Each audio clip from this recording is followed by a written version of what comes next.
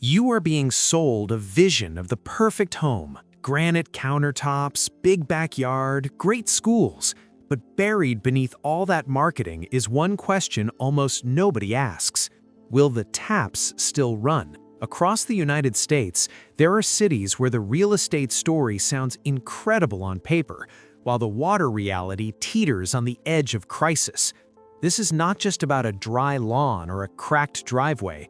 It is about entire housing markets built on supplies that are already stretched, diverted, or disappearing. Some of these places are still booming. Builders are throwing up million-dollar homes. Agents are talking about lifestyle and appreciation. Yet the water that makes those lifestyles possible depends on shrinking rivers, stressed aquifers, and expensive emergency projects that will show up directly on your monthly bill and your property tax statement. This is Discover the Nation. If you want to protect yourself from buying into a beautiful trap, subscribe right now. Think of it as a small insurance policy against waking up in a house that is technically yours, but increasingly unaffordable to live in. Today we are counting down 10 U.S. cities where water and home value are on a collision course. By the end of this list, you will see why the real cost of a house is not just the mortgage, it is the liquid that comes out of the tap. Let us start the journey. Number 10. Los Angeles, California. We begin exactly where you might expect, crawling along the 405 in a sea of brake lights. You roll down the window and feel this strange mix of opportunity, exhaust, and raw ambition drifting through the air. Everywhere you look, the image is pure California dream. Perfect lawns, glistening pools, endless neighborhoods carved into a coastal desert. According to recent data from big listing platforms, the typical home in Los Angeles is hovering around the $1 million mark. At that price, you might assume reliable water service is the bare minimum. It is not that simple. The Los Angeles Department of Water and Power pulls from three main sources: local aqueducts, groundwater, and then two critical outside lifelines: imports from the Colorado River and the State Water Project. Those last two are the warning sirens. The Colorado is overpromised and shrinking. The State Water Project depends heavily on snowpack in the Sierra Nevada, which has become wildly inconsistent from year to year. Yet, building continues, and officials keep signaling that there is enough to support growth, as if hydrology will bend to zoning.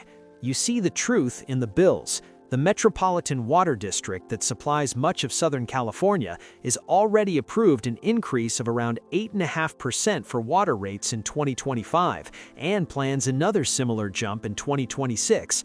At the same time, property tax assessments tied to water infrastructure are being raised for the first time in decades. So while the listing price grabs your attention, the long-term cost of simply running water through your taps is quietly climbing in the background. Living in Los Angeles increasingly comes with a hidden surcharge, not for luxury upgrades, but for the basic privilege of staying hydrated in paradise. The question for any buyer is simple: are you just stretching for the mortgage, or are you prepared for a future where the water bill and related taxes rise faster than your income in a city that is already one of the most expensive in the nation? Number 9. San Antonio, Texas. Head east into Texas and the landscape changes. The air grows thicker, the temperature rises, and the horizon stretches out in every direction. You arrive in San Antonio, a city that feels uniquely its own. The Alamo guards the memory of the past, while the Riverwalk glides calmly through the center of town, an engineered oasis of restaurants, bridges, and slow-moving boats. On paper, it looks like a fantastic deal. National housing sites put the median home price around $300,000, a bargain compared to coastal markets. People fleeing high prices in other states see San Antonio as affordable, historic, and full of opportunity. But beneath that surface charm, the city depends almost entirely on one source: the Edwards Aquifer, a huge underground limestone basin that supplies water to more than 2 million people. San Antonio is also growing at a breakneck pace. Developers are pouring concrete over the very recharge zones that allow rainwater to sink back into the aquifer. Every shopping center, every subdivision, every new stretch of asphalt reduces the amount of land where water can seep into the ground and refill the system. During Texas droughts, water levels drop quickly, and the city moves into strict conservation mode. Lawns go brown, neighbors report each other, and water use becomes a constant source of tension. Proposals for new neighborhoods set off battles between environmental concerns, development pressure, and basic math about how much water is really there. Buying in San Antonio means tying your future to a city that is actively building on top of its lifeline. It is a textbook example of short-term growth being prioritized over long-term stability, and homeowners are the ones who will eventually pay for that gamble. If the place looks like the perfect blend of culture and value, remember that your investment is ultimately wired into a single underground sponge that is being asked to do more and more, while the land that recharges it is slowly covered in concrete. Number 8. El Paso, Texas. Push west across Texas and the world turns harsh and dramatic. The Franklin Mountains cut sharply into the sky as you roll into El Paso, a border city that feels tough, resilient, and almost otherworldly. El Paso is a rare case. The city has spent decades preparing for water scarcity, desalination, water reuse, aggressive conservation campaigns. It is recognized as a leader in doing more with less. The typical home price sits a little above $250,000, making it seem like one of the last reasonably priced markets in the Southwest. So where is the catch? The Rio Grande, the river that should be a central surface water source, is now often a narrow stream or a dry scar in the landscape due to heavy upstream use. That pushes El Paso to lean more on its aquifers, which are being drained faster than natural recharge can replace them. To stay ahead of crisis, the city is investing in an advanced facility that takes treated wastewater and turns it back into drinking water. Technologically, it is impressive. Financially, it is crushingly expensive. The initial phase alone is priced at around $100 million, and it is part of a multi-billion-dollar series of projects under El Paso Water. The money has to come from somewhere. That somewhere is you. Water rates have already been moving higher, and projections show continued increases in the years ahead.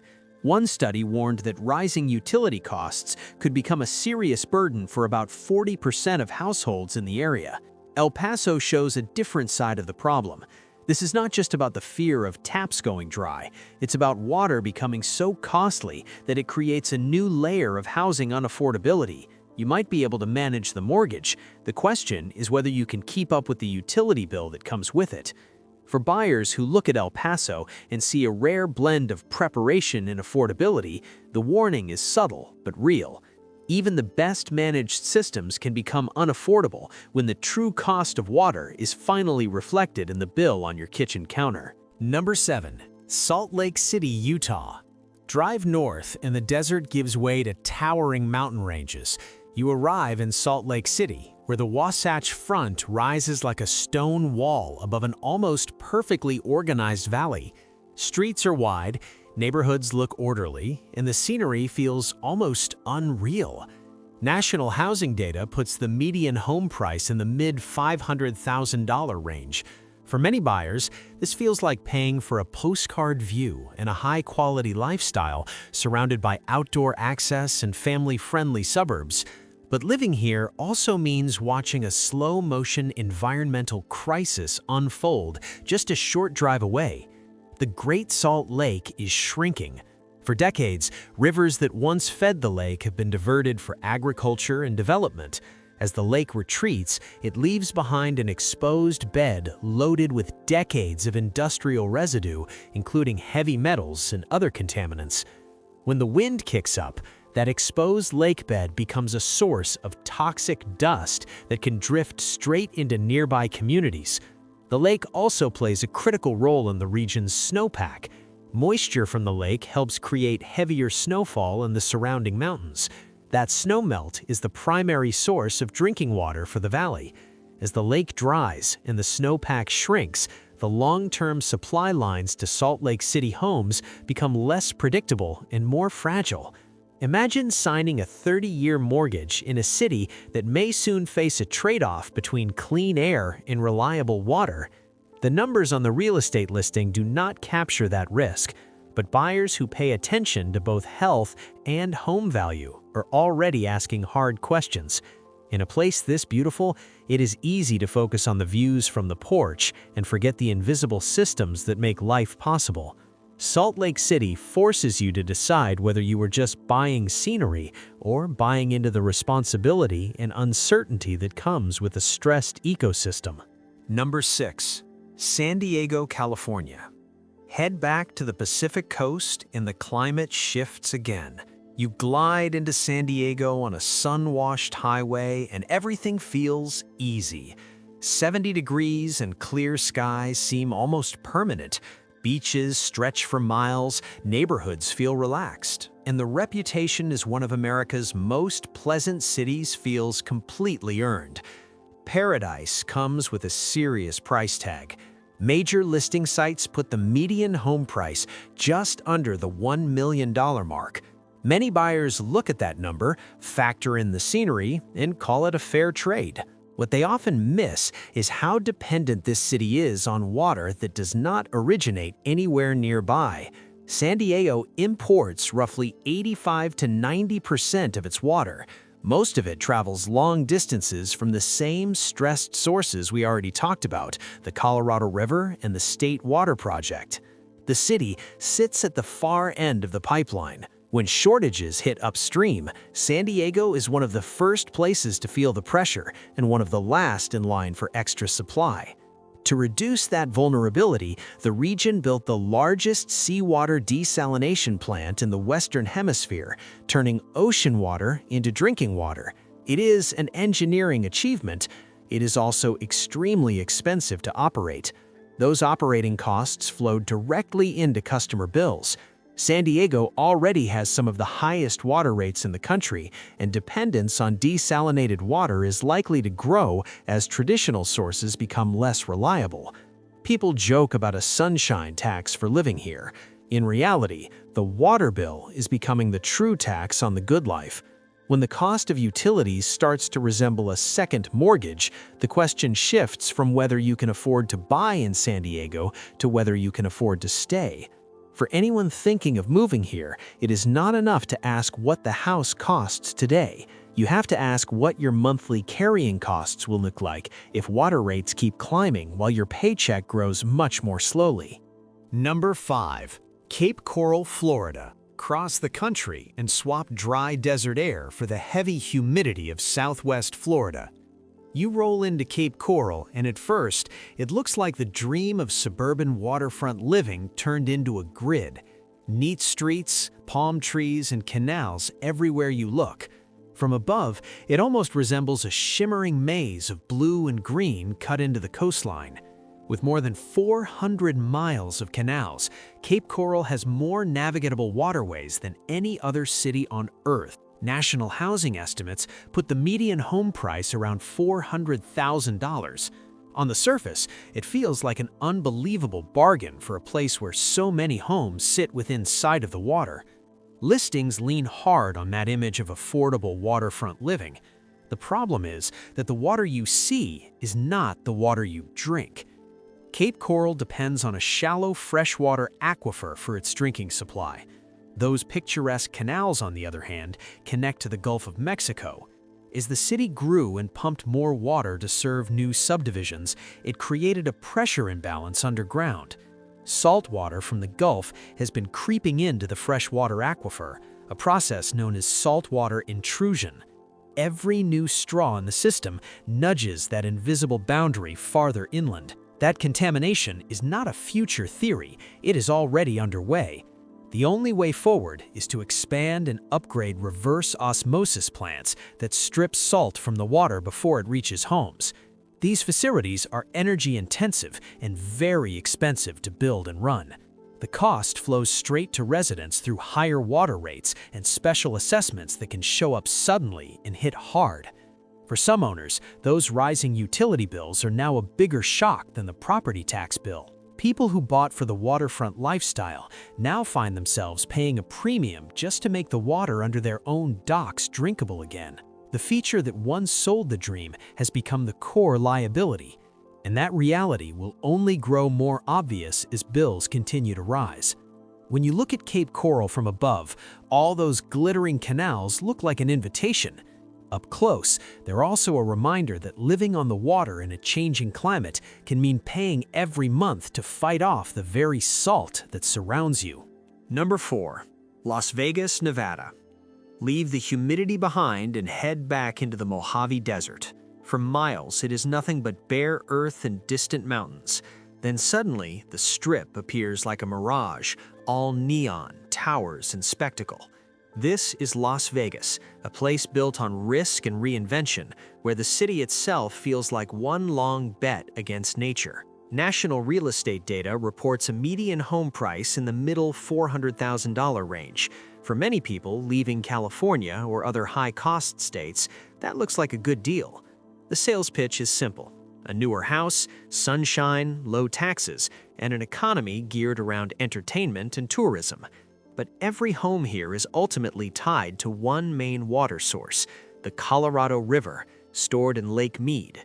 Around 90% of southern Nevada's water comes from that single reservoir. Photos of the bathtub ring on Lake Mead's cliffs tell the story. 2 decades of declining levels have carved a pale outline into the rock, a visual record of how far the water has fallen. Even after the occasional wet year, that white ring does not disappear. It just reminds everyone how thin the margin has become.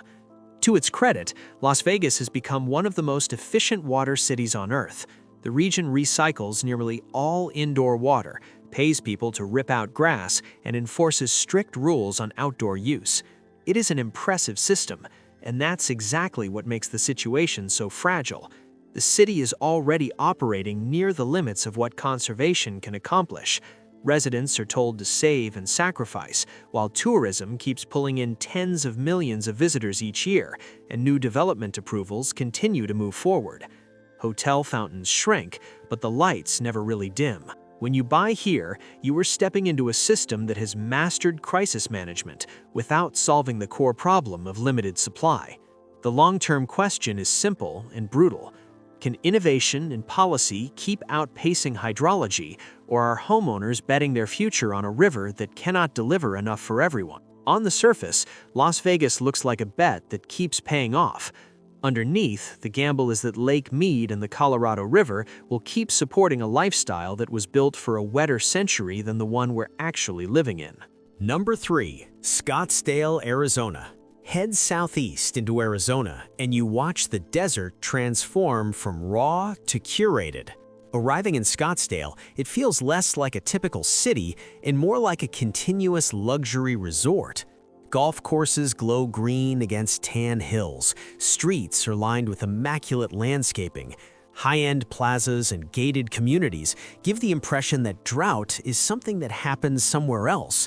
National listing data places the median home price somewhere around $800,000. For many buyers, that price is not just for square footage, it is for status, amenities, and the promise that this is one of the most desirable places in the Sonoran Desert. You are not just buying a house, you are buying into a brand. Underneath that polish is a brutal lesson in what happens when scarcity arrives. For years, Scottsdale sold water from its Colorado River allocation to the nearby community of Rio Verde foothills. Residents there built homes dependent on tanker trucks that filled up within Scottsdale's system and hauled water out. It was an arrangement that quietly allowed sprawl to push into the surrounding county.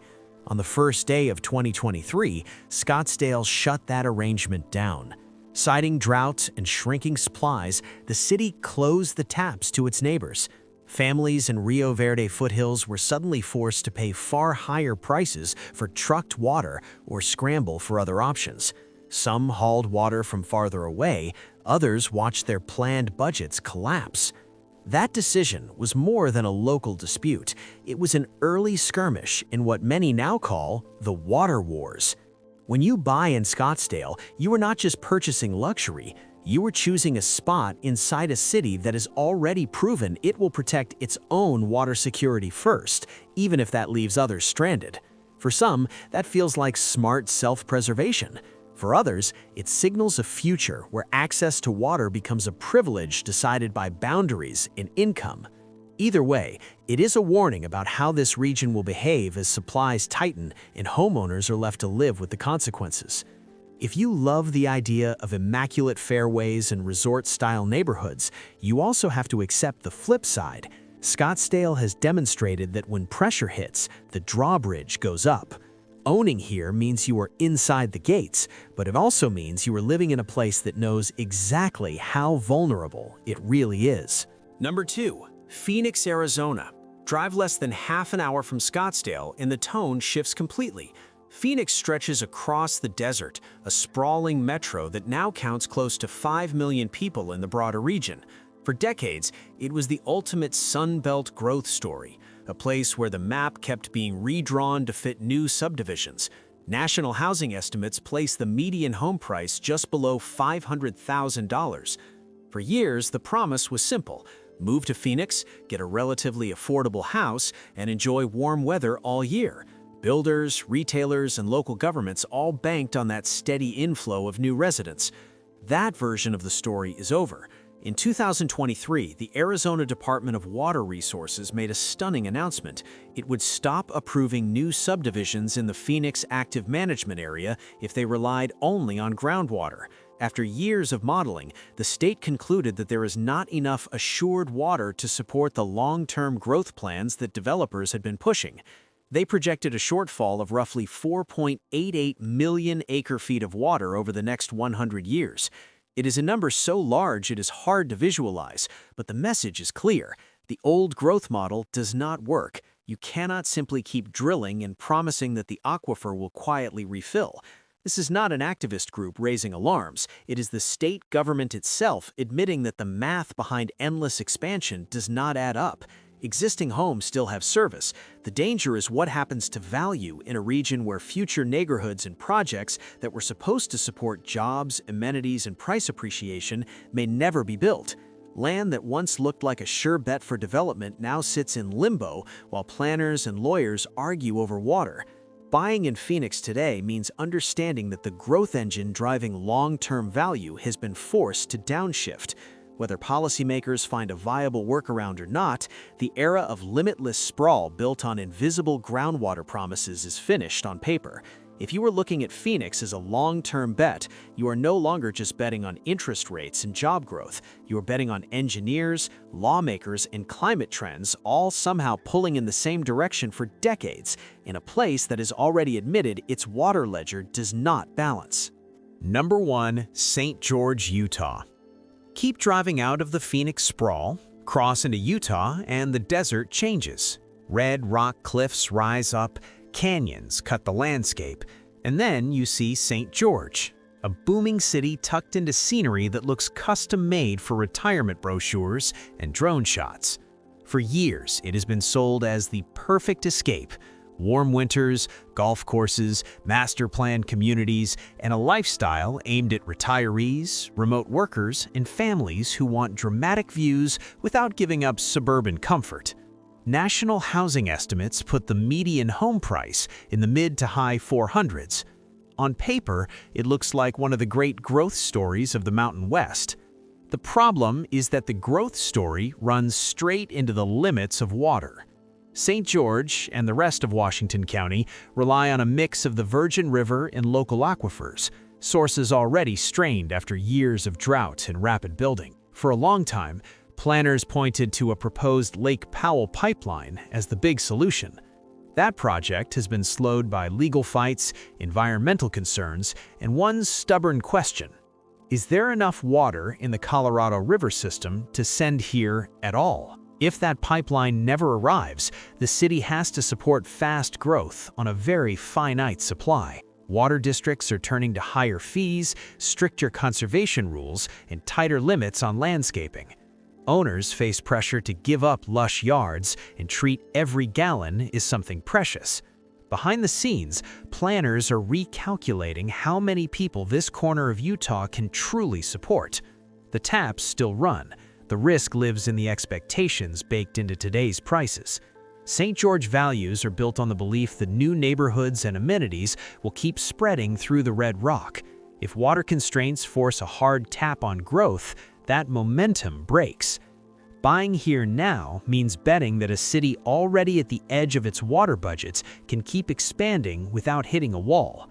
The cliffs are real. The sunshine is real. The lifestyle is real. The idea that there is enough water for every promised future phase is still very much in doubt. So what does this road trip really reveal? From Los Angeles and San Diego on the Pacific coast to San Antonio and El Paso in Texas, from Salt Lake City in the shadow of a shrinking lake to Cape Coral sinking into salt intrusion, from Las Vegas and Scottsdale to Phoenix and Buckeye at the heart of the desert boom, the same pattern repeats. Cities build growth plans first and asked water questions later. Governments and utilities stretched rivers and aquifers to the limit. Expensive emergency projects were launched, and the bill handed to homeowners in the form of rising rates, new fees, and higher taxes. The listing price of a home is only the first number. The deeper cost shows up in the water bill, in the risk of restrictions, and in the long-term stability of the supply that makes daily life possible. So is this just a Sunbelt warning or a preview of what happens when entire housing markets are built on fragile resources? Tell us in the comments what you are seeing in your own city. Are utilities quietly climbing? Are officials starting to talk about conservation, new pipelines, or restrictions on growth? Are people around you starting to worry more about the cost of water than the size of the kitchen? If this breakdown from Discover the Nation helped you see past the brochures and into the real foundations beneath modern real estate, make sure you subscribe and turn on notifications. We are going to keep following the places where the dream of home ownership collides with the limits of nature, long before most people realize what is happening.